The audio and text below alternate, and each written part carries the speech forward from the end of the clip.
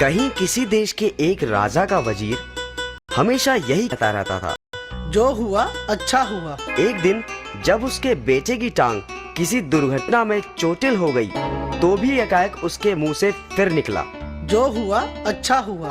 तुम भी क्या बोलते रहते हो? इतने भला क्या अच्छा हुआ? महाराज आप ही देखिए, अब मेरे बेटे को सारी जिंदगी एक ही जूते की जरूरत रहेगी। जूतों का सारी जिंदगी के लिए खर्चा आधा हो गया। जो हुआ अच्छा हुआ। राजा निरुत्तर हो गया। परंतु जब एक दिन राजा तलवारबाजी का अभ्यास कर रहा था, तो अचानक उसकी एक उंगली कट गई। उंगली से खून टप टप बहने लगा। ओ माँ, ओ परमात्मा, हाय! उसका हाल बेहाल था।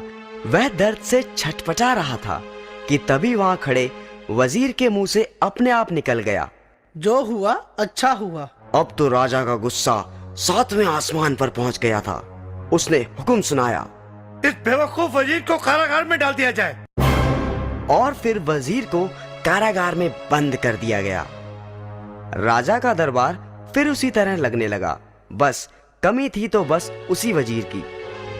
एक दिन राजा जंगल में शिकार करने के लिए निकला तो रास्ता भटक गया। उसे जंगल में ही डाकू ने अगवा कर लिया। वे डाकू अपने देवता को खुश करने के लिए उसकी बलि देना चाहते थे। वो राजा को अपने पुजारी के पास ले गए। जब उसकी बलि देने के लिए तलवार उठाई गई, तो अचानक किसी की नजर राजा की कटी हुई उंगली की तरफ आन पड़ी। वह बोला, सरदार, ये हम क्या कर रहे हैं? यह मानव संपूर्ण नहीं है। इसकी तो एक उंगली कटी हुई है। बलि देने के लिए तो पूर्ण व्यक्ति की जरूरत होती है। इसलिए राजा को छोड़ दिया गया। वह वजीर के पास पहुंचा और वजीर को छोड़ दिया। और फिर राजा ने उसे बताया कि उसके साथ क्या घटा था। राजा ने वजीर को उसे कारागार में डालने के लिए क्षमा मांगी। वजीर बोला, मैंने तो आपको कहा ही था, जो हुआ अच्छा हुआ। जो होता है अच्छे के लिए ही होता है।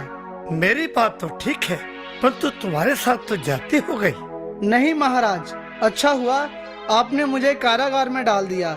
यदि आप ऐसा ना करते तो शिकार के वक्त मैं आपके साथ होता।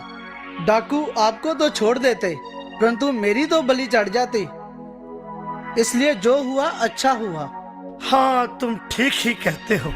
जो इसलिए जो होता है भले के लिए ही होता है।